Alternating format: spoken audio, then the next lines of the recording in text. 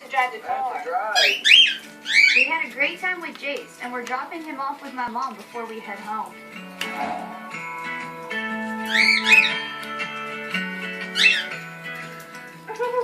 You look Dumbo with your ears are sticking out like that all the time. Okay, leave my fingers alone. Dumbo, bye. Okay, so, I need to talk to you, but I need to talk to you privately. Alright, I'll stop.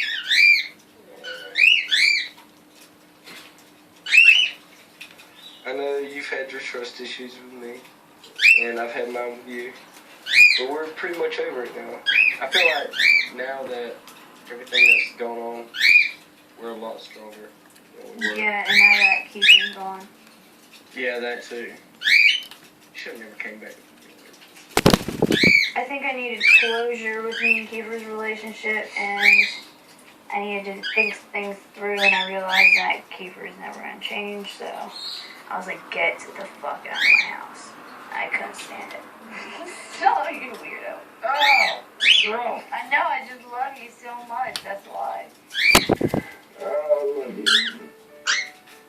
With that being said, I guess I'm asking you, Janelle?